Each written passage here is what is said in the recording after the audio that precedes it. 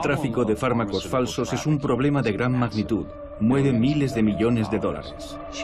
Tenía una expresión de pánico y estaba vomitando sangre en el fregadero.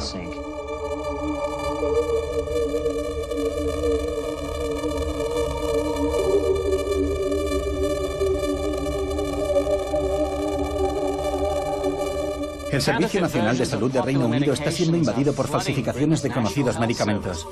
Sufrió un fallo renal grave, pero sobrevivió. El jarabe tóxico para la tos mató a cientos de personas. Tuvimos un caso importante en Estados Unidos con la heparina.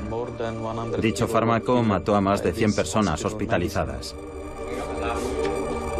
Esta historia puede parecer muy difícil de creer.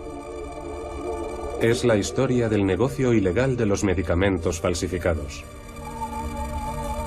Es la historia de las personas que enfermaron y murieron por consumir medicamentos que supuestamente debían curarlos. Cuando nos llega un paquete por correo, no sabemos qué contiene realmente. Puede ser matarratas, por ejemplo. ¿Ha habido algún caso? Es un negocio que no ha parado de crecer. Genera más beneficios que la heroína y las otras drogas. Es una industria ilegal que mueve miles de millones de dólares y sin embargo apenas se oye hablar de ella. Es la historia de unos falsificadores despiadados que matan personas a diario. Pero por extraño que parezca, también es una historia de la que apenas se hacen eco los medios de hoy. El cliché habitual de lo malísima que es la industria farmacéutica no se aplica aquí. En este caso, las firmas farmacéuticas están en el bando de las víctimas.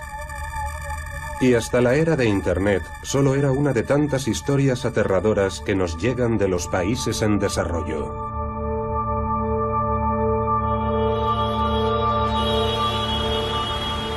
Millones de personas se han visto afectadas por los falsos medicamentos, y todos los años mueren cientos de miles de personas por culpa de ellos.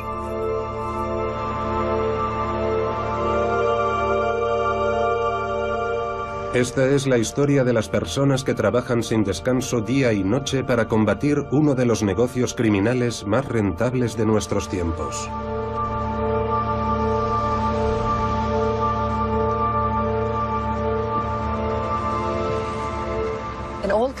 En todos los países, la gente compra medicamentos por Internet. Y una parte importante de los medicamentos que compran son falsos. Pueden ser comprimidos de azúcar, pero también pueden ser muy peligrosos para la salud.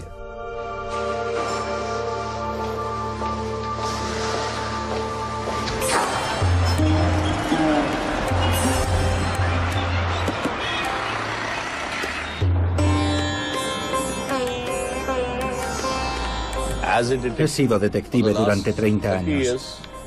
Mi trabajo ha consistido en combatir la amenaza de los pseudofármacos en India.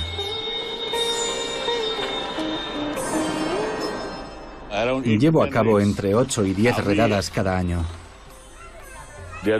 Los fabricantes de medicamentos falsos son asesinos. Son peores que asesinos. Porque cuando alguien intenta asesinarte, lo sabes porque lo tienes delante. Pero en este caso, ni siquiera sabes que hay alguien que está intentando asesinarte. Los que asesinan a la gente con sus pastillas falsas son asesinos invisibles. Y lo hacen solo por dinero.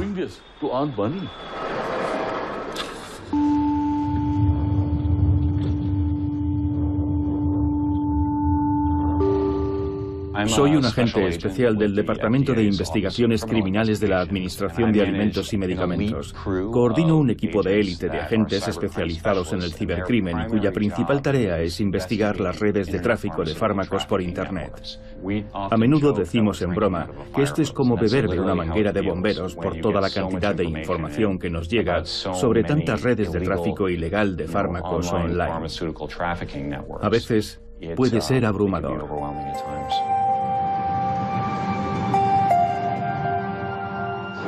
Nuestra madre se puso enferma un día por tomar un medicamento. Si no se hubiera puesto enferma, cuando le dieron ese medicamento falsificado, ¿Cuántas personas más habrían consumido ese fármaco en la consulta? Tenía cajas y cajas del medicamento falsificado.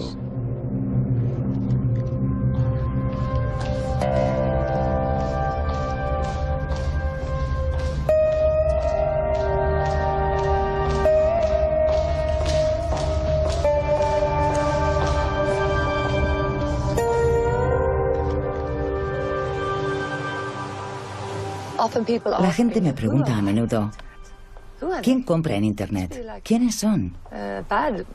Deben ser delincuentes, ¿no? Pero no, es gente normal.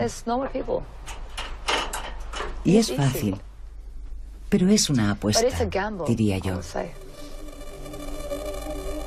Hemos calculado que el 50% de lo que se compra en Internet es falso.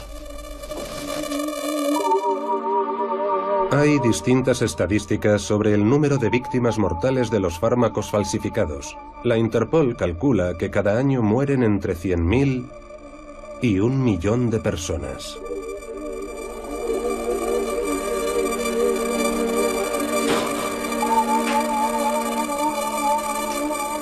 Llevamos 245 investigaciones de momento.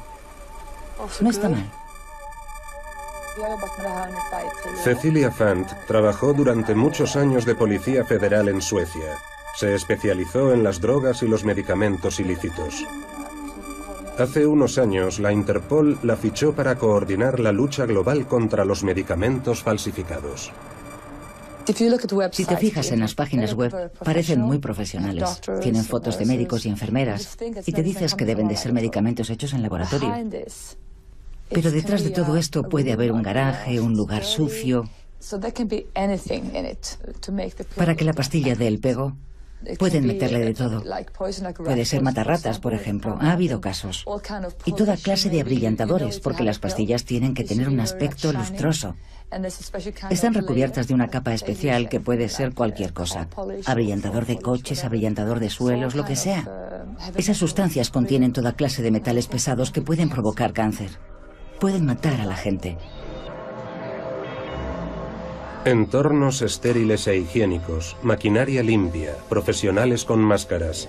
Esta es la clase de sitio donde queremos pensar que se elaboran nuestros medicamentos.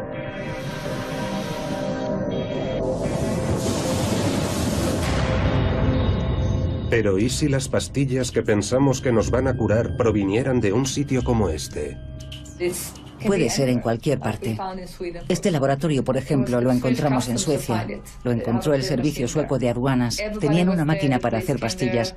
Por allí pasó toda clase de gente. Yo estuve allí. La policía estuvo allí. Estaba muy sucio y había muchísimo polvo. Había diferentes tipos de cubos con polvos. Usaban una batidora de cocina. Es una prueba de que puede pasar en cualquier sitio. A veces me quita el sueño por la noche. Es un problema enorme. Les voy a dar un ejemplo. Mi propio suegro compraba en una farmacia online canadiense. Mi hermana decía que le parecía bien comprar en este tipo de sitios online. En Estados Unidos, la mayoría de la gente cree que si entra en una web con una hoja de arte, donde el personal es canadiense o se hace pasar por canadiense, los medicamentos vienen realmente de Canadá. En la mayoría de los casos, no es así. Aunque las víctimas de los pseudomedicamentos se cifran en millones, nos ha costado mucho encontrar a alguien que estuviera dispuesto a hablar frente a una cámara. Cuando estás enfermo no sospechas que el medicamento que tomas para curarte va a empeorar tu estado, hasta que una paciente se envenenó. Unos agentes especiales llevaron a cabo una redada en una consulta médica de Arizona. La vida de 2 hermanos cambió drásticamente.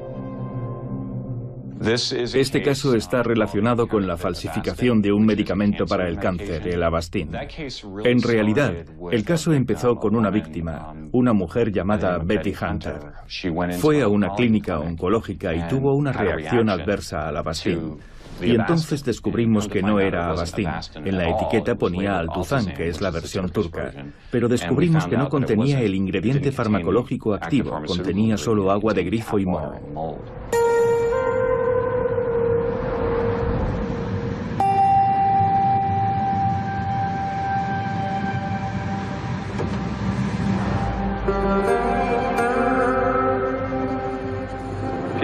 Ahora mismo hay gente en la cárcel porque nuestra madre se puso enferma. Sí. Por un medicamento que le dieron un día.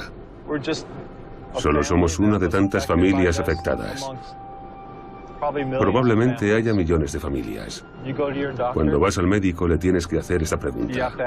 ¿Los medicamentos que me va a dar son falsificaciones?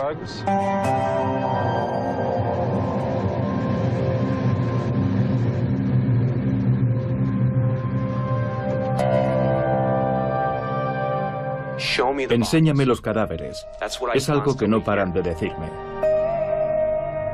Si de verdad las farmacias online son un problema tan importante, enséñame los cadáveres, Dan. Y yo pregunto, ¿qué cadáveres? Por lo general la gente no tiene una muerte fulminante cuando toma un fármaco que no posee el efecto terapéutico deseado. ¿Acaso no hemos aprendido nada de la historia? ¿De tantos años de experiencia de la sanidad pública? Esta es Betty Hunter. Betty padecía un cáncer de pulmón. La señora Hunter acudió a una clínica de hematología y oncología en Chandler, Arizona, para recibir una infusión intravenosa de lo que creía que sería Avastin, un fármaco que ya había consumido con anterioridad. Poco después, la señora Hunter empezó a temblar y a tener fiebre y náuseas. La enfermera anotó en su diario: la paciente está muy agitada, le tiemblan las manos y tiene la cara congestionada. He informado a la doctora y detenido la infusión. Me llamo David Lehan y él es mi hermano Chris. Nuestra madre falleció. La mayor parte de los fármacos contra el cáncer que recibió eran auténticos. Sin embargo, la Administración de Alimentos y Medicamentos nos informó de que había sido víctima de unas sustancias estupefacientes falsificadas. De unos fármacos falsificados. Gracias. Esta es la casa de nuestra familia. Nuestros padres la construyeron con la ayuda de unos amigos hace 44 años o así. Y todavía es propiedad de la familia. Nuestro padrastro Paul Hunter sigue viviendo aquí. ¿Qué hay, Paul? Era mi cumpleaños y mi madre me dio una cajita y la abrí. Estábamos en febrero. Eran fotos mías de cuando era un bebé. Me di cuenta de que algo iba mal. Fue en ese momento cuando nos dio la noticia de que le habían diagnosticado un cáncer de pulmón. Nuestra madre había estado investigando y oyó cosas buenas sobre esta doctora. Decidió que iría a su consulta para seguir el tratamiento. Ellos se mostraron muy optimistas porque su cáncer no había llegado a extenderse. Así que nosotros también éramos optimistas. Entonces le recomendaron Avastin, que supuestamente era el fármaco ideal para combatir ese tipo de cáncer.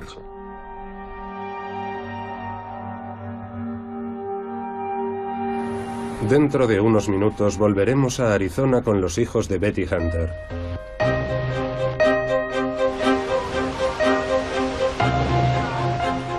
La Interpol nos ha autorizado a filmar dentro de su fortaleza, el centro de mando de su cuartel general en Lyon, Francia. No es habitual poder echar un vistazo entre bambalinas. La Interpol coordina la operación Pangea una semana al año. Durante esta operación, la policía, los servicios de aduanas y las autoridades sanitarias de más de 100 países lanzan un ataque sorpresa contra los negocios ilegales de pseudomedicamentos de todo el mundo. Durante esta semana los servicios de aduanas hacen incautaciones en las fronteras. La policía realiza detenciones y rastrea las webs que venden medicamentos falsos. También están involucradas las autoridades reguladoras y sanitarias. Algunas tienen poderes ejecutivos y realizan el mismo trabajo que la policía. Todos los países nos envían información sobre lo que están haciendo durante esa semana.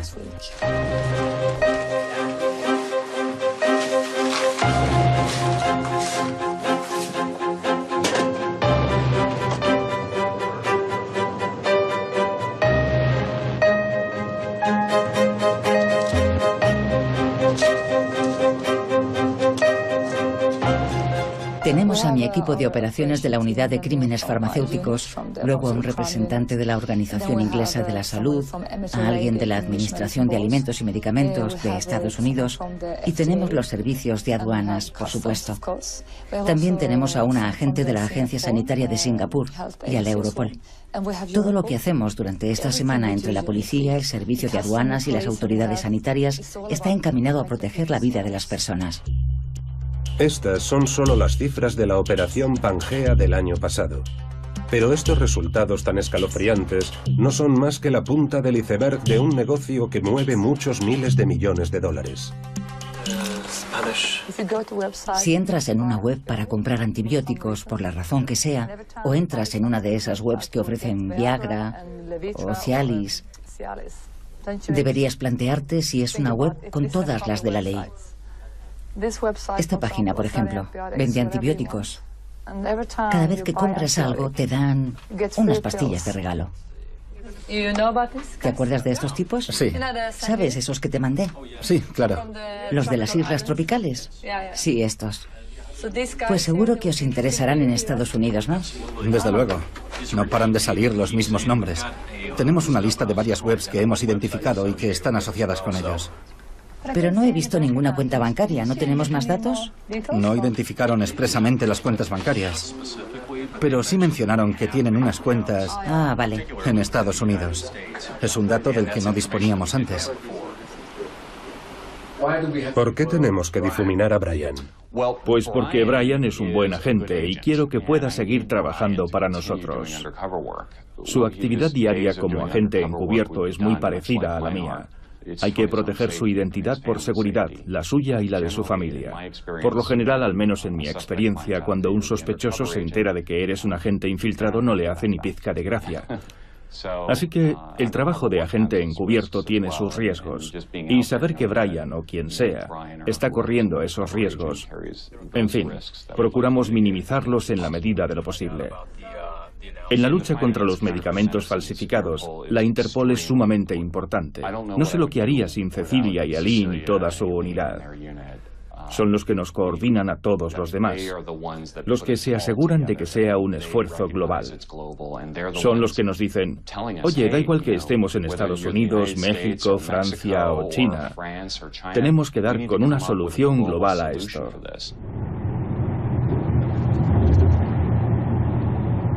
En una investigación reciente, los clientes eran de Estados Unidos.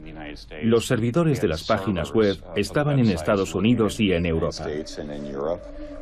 Los procesadores de pagos en Costa Rica y en Europa, realizando operaciones bancarias con países como Chipre, Israel o Hong Kong. El personal de atención al cliente estaba en India y en Filipinas. Los fármacos provenían de India y de Pakistán, y se hacían transbordos en países como Reino Unido y Mauritania. Así que todo es como una gran telaraña. Y claramente, se trata de un negocio global.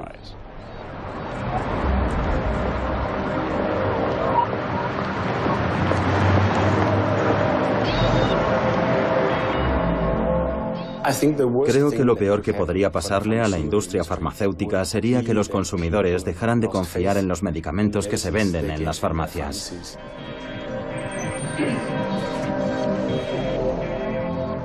Si vas a tomar un fármaco que te puede salvar la vida o salvarle la vida a tu hijo y no te fías de que vaya a ser eficaz y piensas que, por ejemplo, puede ser una falsificación para mí, ese es el peor escenario posible. Y nosotros colaboramos en muchos frentes para asegurarnos de que no suceda eso. La FPA es la Federación Europea de Industrias y Asociaciones Farmacéuticas. Buenos días, Sorem. Desarrollar un nuevo fármaco entraña un esfuerzo considerable. Por lo general, lleva entre 5 y 10 años y hay que atravesar diversas fases de pruebas clínicas para demostrar que es eficaz y seguro, de tal forma que el consumidor pueda fiarse realmente de que es un fármaco de calidad, homologado. En cambio, si eres un falsificador, básicamente te basta con fabricar una caja y una pastilla. Y la pastilla puede ser de cualquier cosa. Básicamente eso es todo lo que tienen que hacer y eso no cuesta demasiado. Mientras que, por ejemplo, si quieres elaborar un medicamento partiendo de cero, el precio de salida es de $1.000 millones. Esa gente gana exactamente el mismo dinero vendiendo fármacos falsificados que si vendiera o traficara con heroína. Así que no importa demasiado de qué medicamentos estamos hablando. Básicamente todos los grupos, todas las clases, son susceptibles de ser falsificados. Y como los beneficios son inmensos, están en todas partes. Cuando lanzamos la operación Pangea, adoptamos diferentes enfoques. En Asia, por ejemplo, y en África hay farmacias que no son reales. Y por supuesto los delincuentes se aprovechan de ello. Solo piensan en el dinero. Les da igual que la gente se esté muriendo y puede ser muy caro comprar los medicamentos legales en los hospitales. Muchos prefieren ir a comprarlos a una caseta cualquiera. Medicamentos para sus hijos. Medicamentos falsos que los matan. Yo viajo mucho. Hace poco estuve en Asia y me puse muy enferma, pero me daba mucho miedo ir a una farmacia porque no estaba segura de que me fueran a dar el medicamento correcto. Y eso que yo era una turista. Imagínese vivir en un país en el que no se puede uno fiar de las farmacias normales. Y lo que sucede en estos países también sucede en Europa. Sucede en todos los países. Esta redada policial en Vietnam es el resultado de una investigación llevada a cabo por un detective que trabajaba para la industria farmacéutica. La policía incautó cajas y cajas de comprimidos falsos en un pequeño apartamento. ¿Qué está pasando? Enseguida lo vas a ver. ¿Sabes lo que es esto? No, no lo sé. ¿Cómo puede ser que no lo sepas? Solo sé que son unos medicamentos. ¿Qué hacen? Esta historia nos condujo a otro investigador privado en India que se dedica a rastrear criminales que fabrican medicamentos falsos. Nos estamos dirigiendo a Aligarh. Es una pequeña ciudad cerca de Delhi y uno de los principales mercados para la distribución de medicamentos falsos. Uno de mis informantes me ha prometido darme unas muestras hoy. Hemos venido a recabar información sobre un medicamento falso. Nos enteraremos de los nombres de las marcas. Una parte importante de los fármacos falsos que se venden a nivel mundial se produce en India. Suresh Shetty es un investigador privado que trabaja para las firmas farmacéuticas. Rastrea muestras de medicamentos falsos y contacta con las compañías mencionadas en los envases. Luego firma un contrato con la compañía farmacéutica para investigar la organización que se encuentra detrás del pseudofármaco.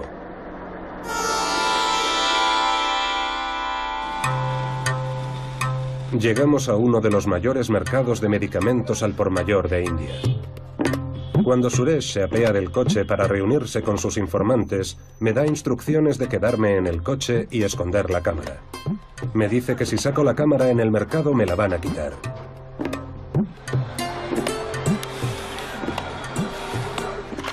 Suresh regresa con las muestras del medicamento falso que le han comprado sus empleados.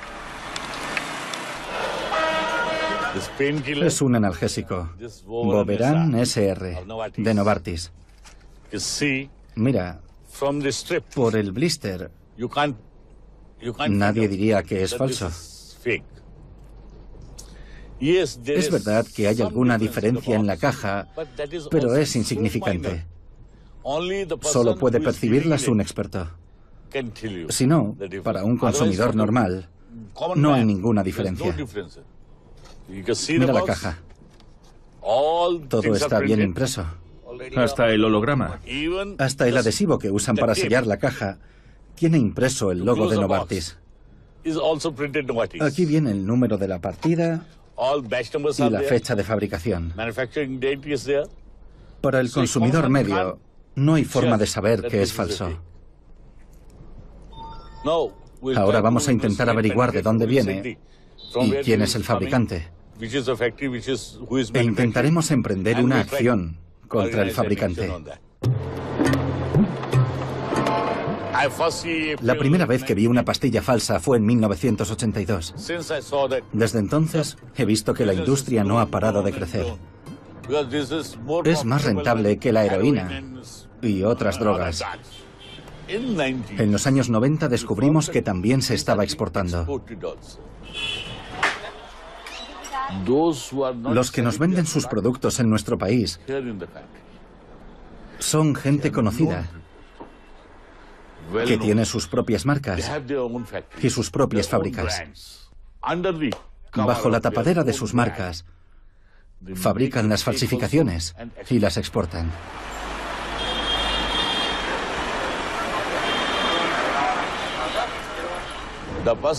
El fabricante produce la pastilla en un sitio, el embalaje en otro sitio, envasa el producto en los blisters en un tercer sitio y hace empaquetar el material en un cuarto sitio. Para cuando organizan la redada, muchas veces el material ha cambiado de manos. Tienes que ir a otra jurisdicción y a otra comisaría. Para cuando te organizas allí, el material se ha movido a un tercer lugar. Y penetrar en esos círculos y obtener información del modus operandi diario de esa gente es muy peligroso. Puedes tener a un agente infiltrado en uno de esos lugares, pero te quedas sin tener información del segundo lugar. Tus 6 meses de duro trabajo no han servido para nada.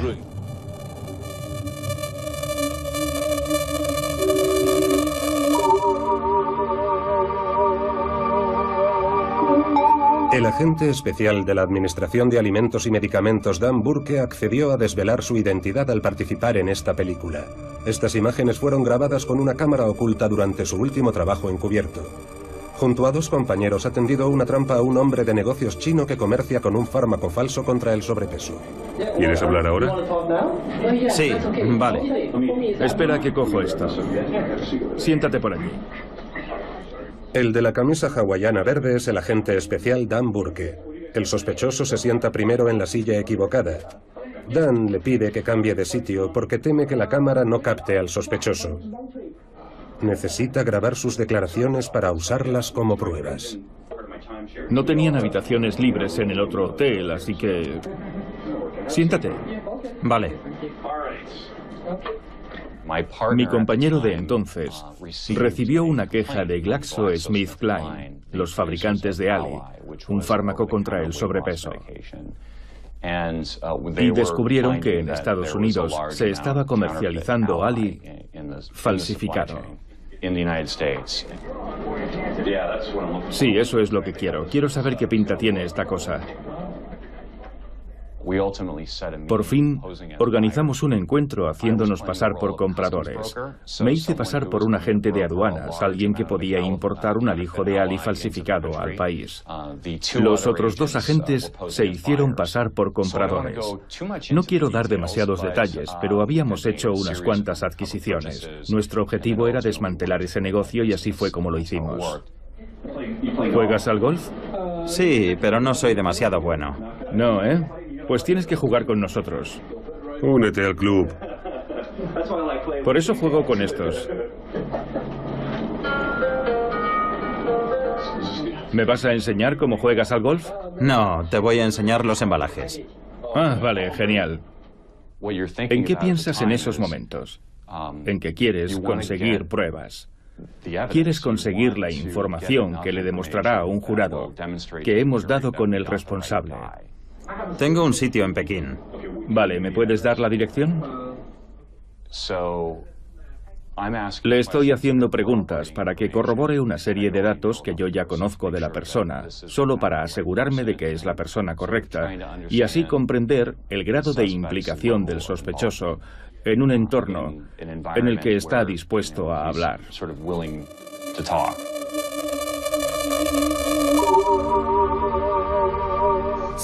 Hay quien dice, ¿realmente vale la pena? Cierras el negocio un día y al día siguiente ya está de nuevo en funcionamiento. Sí, siempre vale la pena. Tenemos que ponérselo lo más difícil posible. Cuando trabajas en la brigada antidroga, a menudo te dices, ¿para qué voy a arrestar a este tipo si lo van a soltar dentro de 1 hora? Pero quizá durante esa hora le habré salvado la vida a una persona. Pues aquí pasa lo mismo. Algunos de los medicamentos no son más que píldoras de azúcar, claro, pero muchos otros pueden ser sumamente peligrosos. Es peligroso comprar cosas online y de ahí que llevemos a cabo esta operación. Se trata de cambiar la forma de ver las cosas de la gente, sobre todo los más jóvenes, que viven su vida en Internet. Lo hacen todo online, por eso sois tan importantes para ellos. A veces hablo con chicas que me dicen, estuve hablando con un chico muy majo en Internet y quiero perder peso. Me dijo que esto funcionaba y fue muy majo conmigo. Yo les digo, no son majos. Lo que quieren es venderte algo. Para ellos, esto es un negocio. Fabrican medicamentos falsos y venden todo lo que pueden para ganar dinero. Esto es así. En muchos casos están muy organizados y ganan muchísimo dinero con esto.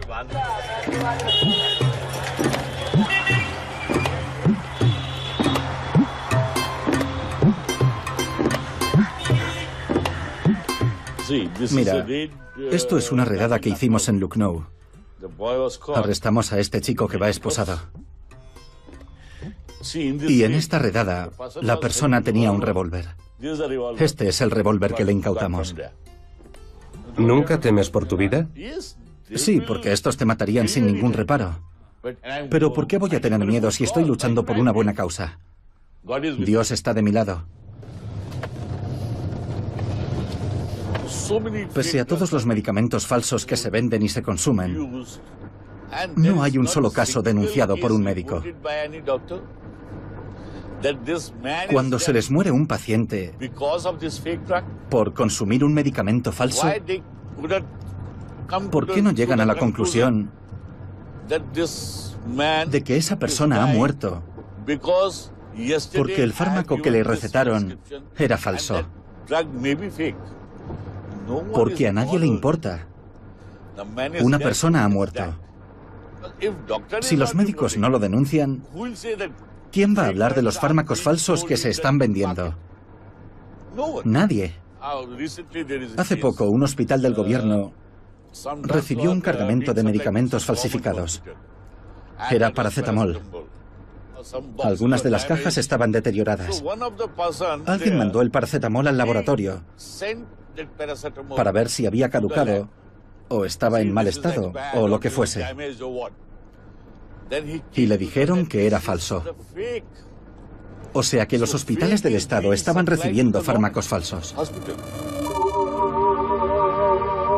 Cuando los investigadores y las organizaciones tratan de evaluar el número de víctimas mortales causadas cada año por los medicamentos falsos, cuentan tanto los casos en los que el medicamento ha envenenado y matado directamente al paciente, como los casos en los que el fármaco en sí mismo era inofensivo y el paciente ha muerto por no haber consumido la medicación correcta.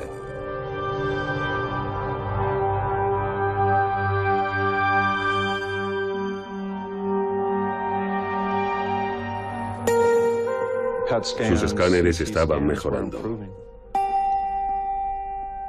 Su tumor estaba encogiendo, así que en la familia pensábamos que habíamos ganado algo de tiempo. No parecía demasiado preocupante, así que siguió haciendo vida normal. Iba a las bodas y los cumpleaños. Hacía como si no estuviera enferma. Hasta que un día mi madre tuvo una reacción. Se puso mala mientras le hacían una infusión intravenosa de su medicación. Ya había recibido múltiples dosis de ese medicamento y nunca jamás había tenido problemas. Pero ese día le entraron escalofríos, tuvo vómitos, calambres y le aumentó la fiebre. La enfermera que le estaba realizando la infusión llamó al proveedor del medicamento en Canadá para preguntar qué había que hacer, porque nunca había visto nada igual. Así fue como se hizo esa llamada, y la Administración de Alimentos y Medicamentos supo de los medicamentos que recibió nuestra madre ese día. Habían pinchado el teléfono del proveedor en Canadá. La Administración de Alimentos y Medicamentos hizo una redada en la consulta de la doctora 2 semanas más tarde e incautaron los medicamentos de sus botiquines. Descubrieron que estaban compuestos de agua y moho. Informaron a la doctora de que había adquirido fármacos falsificados. Nuestra madre seguía viva. Seguía yendo a la consulta de la doctora, pero nadie nos dijo nada.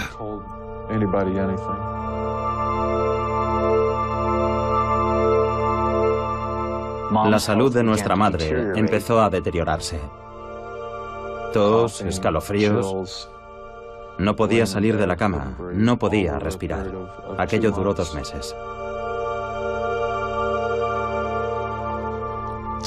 Entonces supimos que probablemente estaba en las últimas. Nos dijo que pasaba algo raro con la doctora. No sabía el qué, pero la doctora ya no la trataba como antes. Y quería encontrar otro oncólogo. Era una mañana soleada y calurosa. Le dije que iba a salir a ver qué podíamos hacer. Mientras tanto, mi hermano fue a verla. Paul la estaba sujetando al lado del fregadero. No podía respirar. Tenía una expresión de pánico y estaba vomitando sangre en el fregadero. La ventana de la cocina era su fuente de inspiración cotidiana. Le encantaba contemplar su jardín, así que tiene sentido que ocurriera precisamente allí.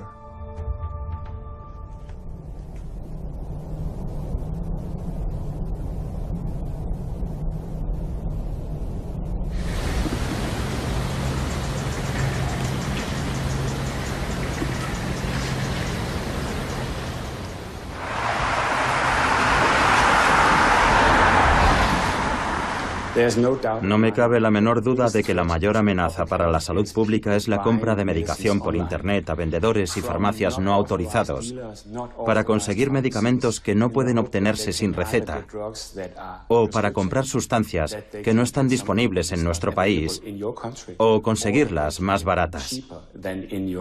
Eso plantea una amenaza muy grave para la salud pública. No se puede controlar Internet. Es sencillamente imposible. Pero puede ser una buena idea imponer restricciones. Es factible. Sin embargo, en el fondo, si la gente quiere algo, lo consigue. Algún día, cuando entremos en una farmacia online europea, habrá un pequeño logo que, al hacer clic, nos dirigirá a nuestra autoridad reguladora nacional y nos dirá si es una farmacia autorizada. Si queremos estar completamente seguros de que nuestra medicación es segura, la mejor forma es comprarla en una farmacia física. Para 2018 o 2019, todos los medicamentos en venta en las farmacias europeas serán rastreables. En cada caja de fármacos figurará un nombre, y cuando vayamos a una farmacia, nuestro farmacéutico podrá pasar la caja por un lector de códigos de barras y ver si efectivamente esa caja existe en la base de datos de la compañía farmacéutica. Ese código constará en la base de datos y no se podrá volver a usar, así que confiamos mucho en ese sistema de códigos de barras de los proveedores.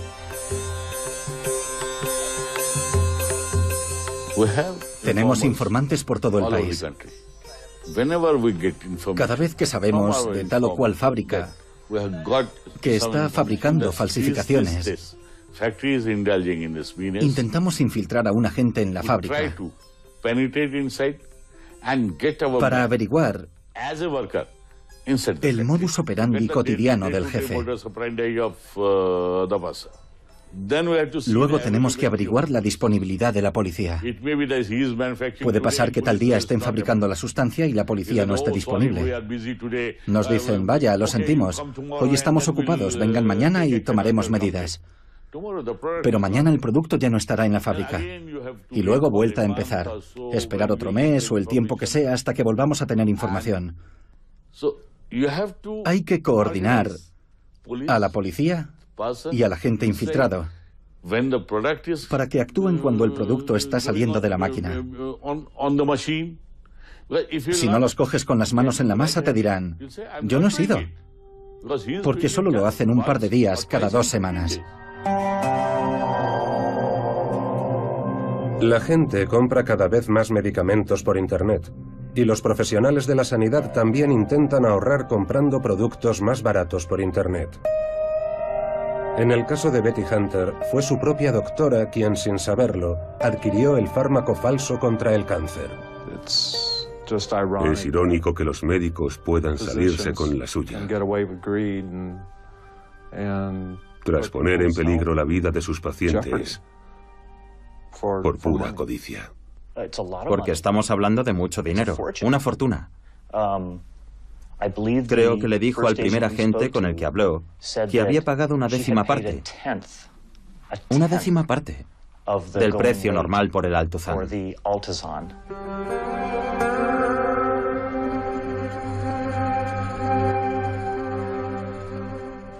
De haberlo sabido, evidentemente habríamos llevado a nuestra madre a otro sitio, faltaría más. Pero no sabíamos nada. Pensamos que simplemente había tenido una reacción en esa ocasión. La denunciamos ante el Colegio Médico del Estado de Arizona. David se puso en contacto con los 2 agentes de la Administración de Alimentos y Medicamentos en San Luis y nos dijeron que habían arrestado a 2 turcos que vendían medicación falsificada a Canadá y a través de Canadá a Estados Unidos. Se ganan la vida matando gente en la otra punta del planeta. Las cosas como son. No tienen conciencia. No tienen el menor escrúpulo. No les importa un carajo una mujer de Arizona. Les da lo mismo que sea vulnerable, que esté enferma y necesite ese medicamento para vivir. La condena fue una catarsis. Por fin, conseguimos que se hiciera justicia. Primero pensamos que nuestra madre había muerto por causas naturales. Luego descubrimos que su muerte había sido más complicada. Se habló de un envenenamiento. Así que fue un alivio ver que por fin alguien tomaba cartas en el asunto. Algo tan concreto y tangible como la imagen de esos 2 hombres esposados mientras los llevaban a la cárcel. La Administración de Alimentos y Medicamentos tendió una trampa en una habitación de hotel a los 2 productores turcos del falso medicamento contra el cáncer que hizo enfermar a Betty Hunter, igual que hizo con este traficante chino. Los falsificadores turcos fueron condenados el año pasado y sentenciados a una multa de $150.000 y a 2 años y medio de cárcel. Quiero asegurarme. ¿Alguien se puede poner malo por tomar esto? Supongo que no todo el mundo, pero nadie sabrá que esto te lo he comprado a ti, ¿verdad? Nadie. Vale, porque esto es ilegal en Estados Unidos. Y yo voy a tener que dar la cara, así que tendrías que estar dispuesto a marcar las cajas como yo te diga. Tenemos que tener un plan para marcar esas cajas por fuera, ¿vale? O sea, ¿que a ti te da lo mismo? Sí, dime lo que tengo que hacer. Tras unas 2 horas de conversación, di una señal para proceder al arresto. En cuanto a las cajas, creo que por fuera debería poner arroz. Una vez di la señal, los agentes que estaban esperando en una habitación adyacente entraron para llevar a cabo el arresto. Así que habían pasado 8 o 9 meses desde el momento en el que recibimos la queja del fabricante. O sea que fue una investigación relativamente rápida.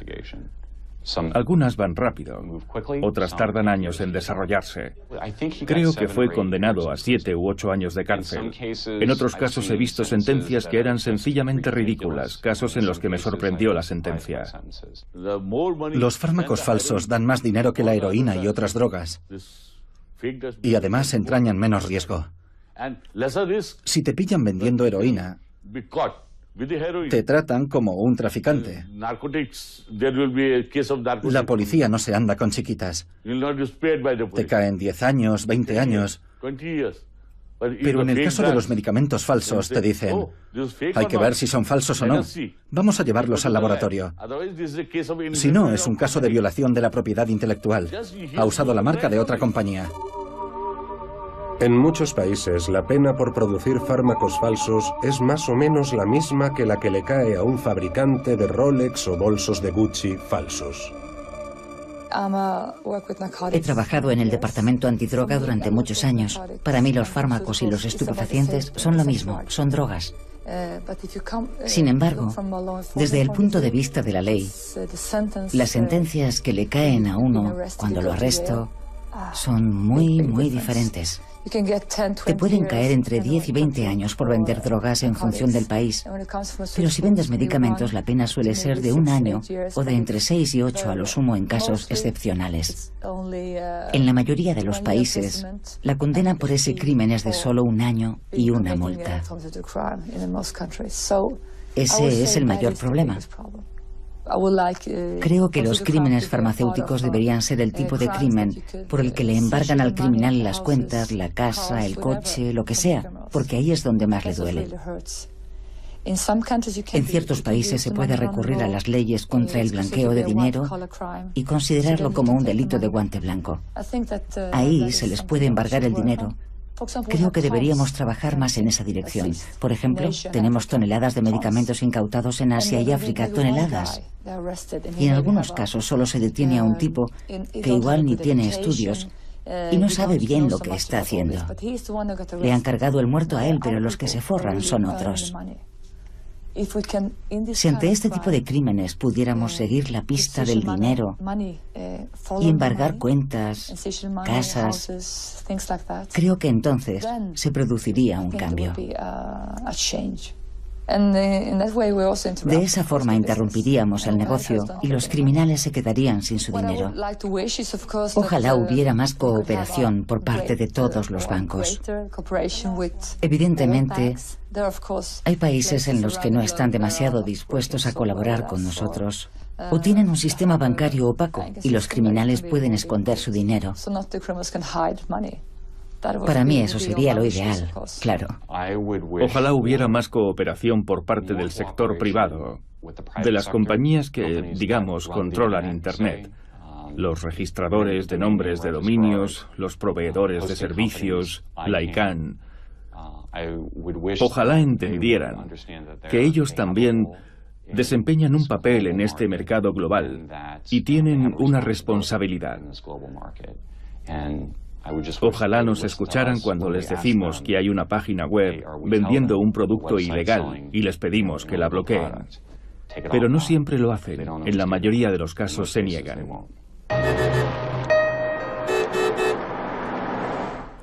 En India nadie quiere invertir dinero en esta lucha. Ni siquiera las compañías. He realizado un montón de redadas y todo el mundo me lo agradecía.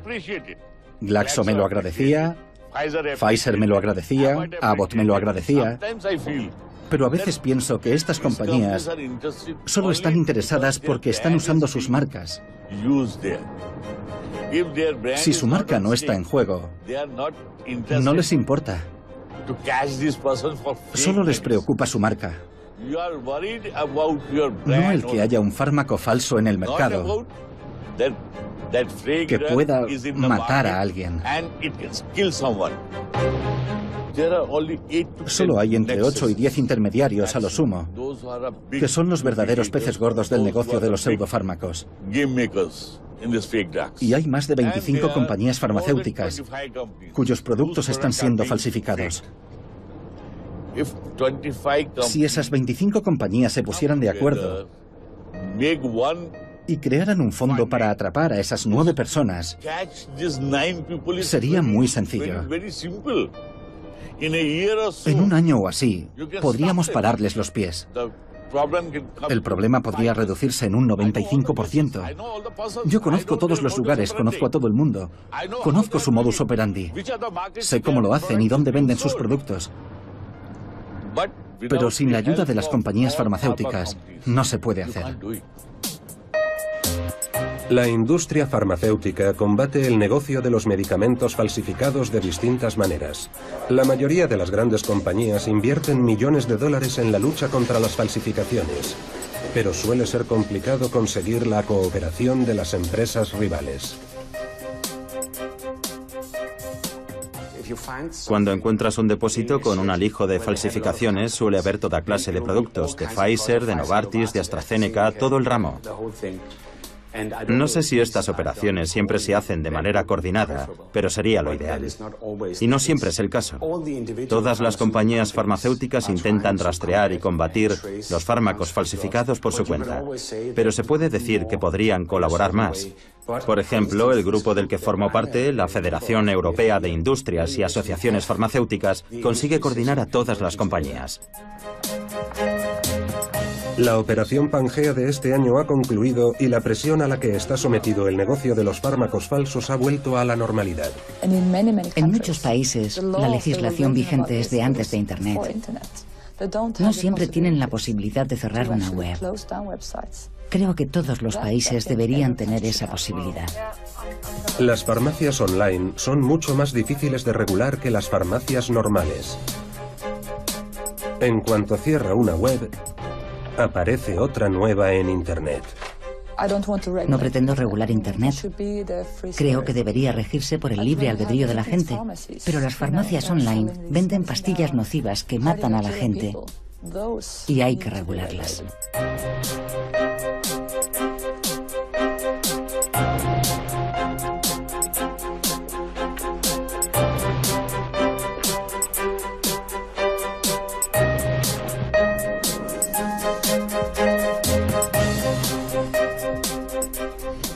Leí un artículo sobre un indeseable que estaba vendiendo medicación falsa contra el cáncer. Le preguntaron cómo era capaz de vender medicamentos falsos y dijo, pero si se van a morir de todas formas.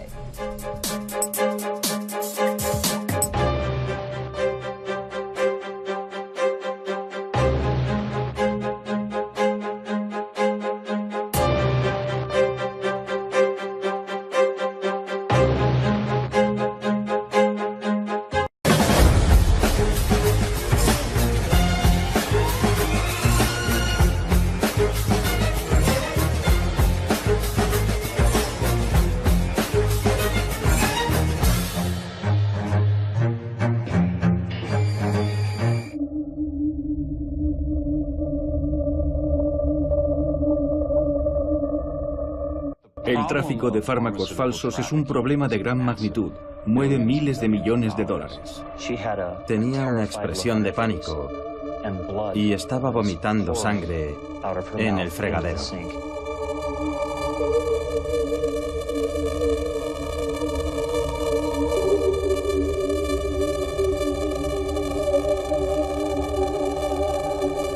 El Servicio Nacional de Salud de Reino Unido está siendo invadido por falsificaciones de conocidos medicamentos. Sufrió un fallo renal grave, pero sobrevivió. El jarabe tóxico para la tos mató a cientos de personas. Tuvimos un caso importante en Estados Unidos con la heparina. Dicho fármaco mató a más de 100 personas hospitalizadas. Esta historia puede parecer muy difícil de creer. Es la historia del negocio ilegal de los medicamentos falsificados. Es la historia de las personas que enfermaron y murieron por consumir medicamentos que supuestamente debían curarlos. Cuando nos llega un paquete por correo, no sabemos qué contiene realmente. Puede ser matarratas, por ejemplo. ¿Ha habido algún caso? Es un negocio que no ha parado de crecer. Genera más beneficios que la heroína y las otras drogas. Es una industria ilegal que mueve miles de millones de dólares y sin embargo apenas se oye hablar de ella. Es la historia de unos falsificadores despiadados que matan personas a diario. Pero por extraño que parezca, también es una historia de la que apenas se hacen eco los medios de hoy. El cliché habitual de lo mala malísima que es la industria farmacéutica no se aplica aquí. En este caso, las firmas farmacéuticas están en el bando de las víctimas. Y hasta la era de Internet, solo era una de tantas historias aterradoras que nos llegan de los países en desarrollo.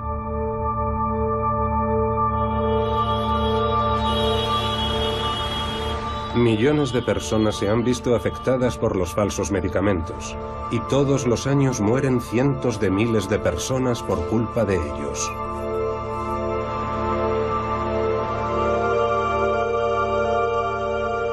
Esta es la historia de las personas que trabajan sin descanso día y noche para combatir uno de los negocios criminales más rentables de nuestros tiempos.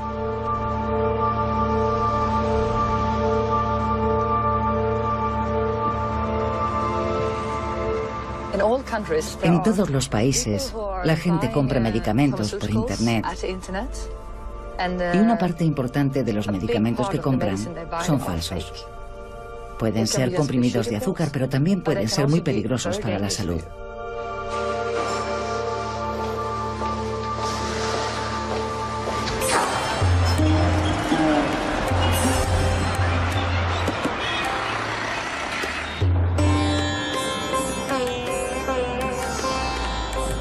He sido detective durante 30 años.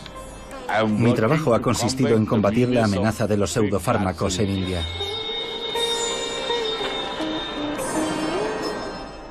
Llevo a cabo entre 8 y 10 redadas cada año. Los fabricantes de medicamentos falsos son asesinos. Son peores que asesinos. Porque cuando alguien intenta asesinarte, lo sabes porque lo tienes delante. Pero en este caso, ni siquiera sabes que hay alguien que está intentando asesinarte.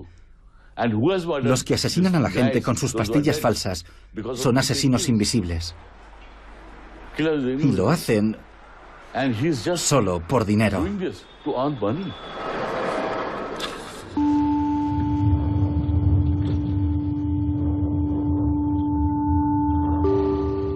Soy un agente especial del Departamento de Investigaciones Criminales de la Administración de Alimentos y Medicamentos. Coordino un equipo de élite de agentes especializados en el cibercrimen y cuya principal tarea es investigar las redes de tráfico de fármacos por Internet. A menudo decimos en broma que esto es como beber de una manguera de bomberos por toda la cantidad de información que nos llega sobre tantas redes de tráfico ilegal de fármacos online. A veces puede ser abrumador.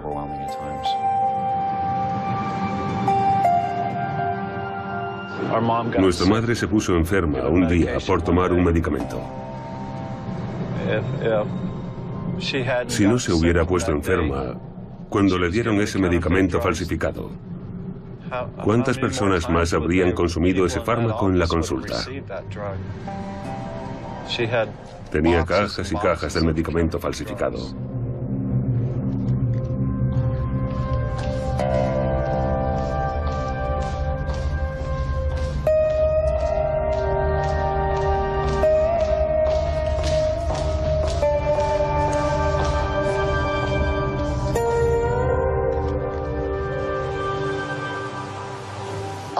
La gente me pregunta a menudo, ¿quién compra en Internet? ¿Quiénes son?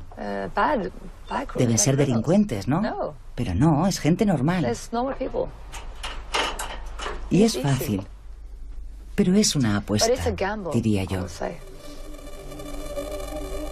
Hemos calculado que el 50% de lo que se compra en Internet es falso.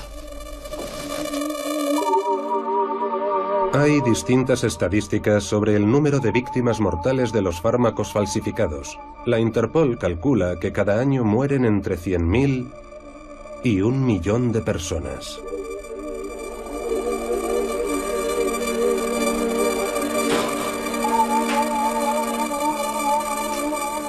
Llevamos 245 investigaciones de momento. No está mal. Cecilia Fant trabajó durante muchos años de policía federal en Suecia. Se especializó en las drogas y los medicamentos ilícitos. Hace unos años, la Interpol la fichó para coordinar la lucha global contra los medicamentos falsificados. Si te fijas en las páginas web, parecen muy profesionales. Tienen fotos de médicos y enfermeras y te dices que deben de ser medicamentos hechos en laboratorio. Pero detrás de todo esto puede haber un garaje, un lugar sucio, Para que la pastilla dé el pego, pueden meterle de todo. Puede ser matarratas, por ejemplo. Ha habido casos. Y toda clase de abrillantadores, porque las pastillas tienen que tener un aspecto lustroso. Están recubiertas de una capa especial que puede ser cualquier cosa. Abrillantador de coches, abrillantador de suelos, lo que sea. Esas sustancias contienen toda clase de metales pesados que pueden provocar cáncer. Pueden matar a la gente.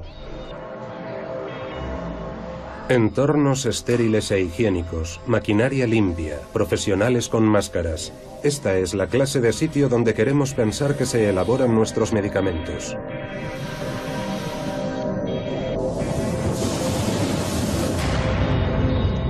Pero ¿y si las pastillas que pensamos que nos van a curar provinieran de un sitio como este? Puede ser en cualquier parte. Este laboratorio, por ejemplo, lo encontramos en Suecia. Lo encontró el servicio sueco de aduanas. Tenían una máquina para hacer pastillas. Por allí pasó toda clase de gente. Yo estuve allí.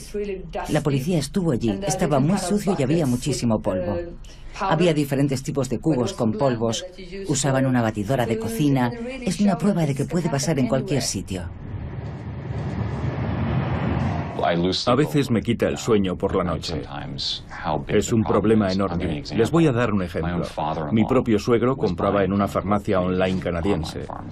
Mi hermana decía que le parecía bien comprar en este tipo de sitios online.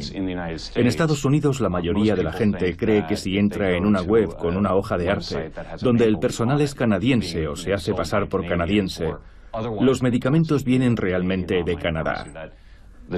En la mayoría de los casos, no es así. Aunque las víctimas de los pseudomedicamentos se cifran en millones, nos ha costado mucho encontrar a alguien que estuviera dispuesto a hablar frente a una cámara.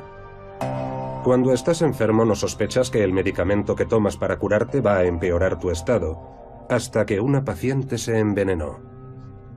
Unos agentes especiales llevaron a cabo una redada en una consulta médica de Arizona.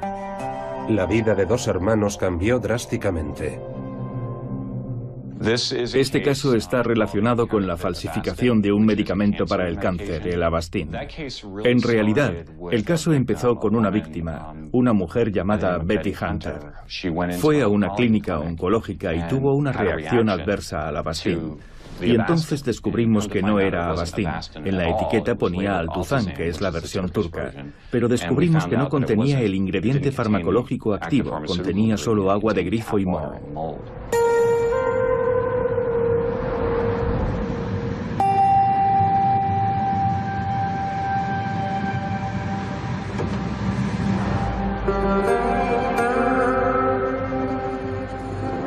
Ahora mismo hay gente en la cárcel porque nuestra madre se puso enferma. Sí. Por un medicamento que le dieron un día. Solo somos una de tantas familias afectadas. Probablemente haya millones de familias. Cuando vas al médico le tienes que hacer esa pregunta. ¿Los medicamentos que me va a dar son falsificaciones?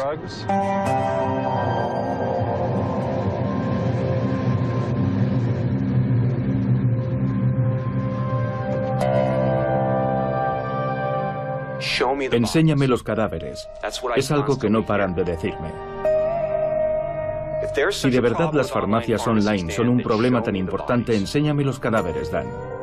Y yo pregunto, ¿qué cadáveres? Por lo general la gente no tiene una muerte fulminante cuando toma un fármaco que no posee el efecto terapéutico deseado. ¿Acaso no hemos aprendido nada de la historia? ¿De tantos años de experiencia de la sanidad pública? Esta es Betty Hunter. Betty padecía un cáncer de pulmón. La señora Hunter acudió a una clínica de hematología y oncología en Chandler, Arizona, para recibir una infusión intravenosa de lo que creía que sería Avastin, un fármaco que ya había consumido con anterioridad. Poco después, la señora Hunter empezó a temblar y a tener fiebre y náuseas. La enfermera anotó en su diario: la paciente está muy agitada, le tiemblan las manos y tiene la cara congestionada. He informado a la doctora y detenido la infusión.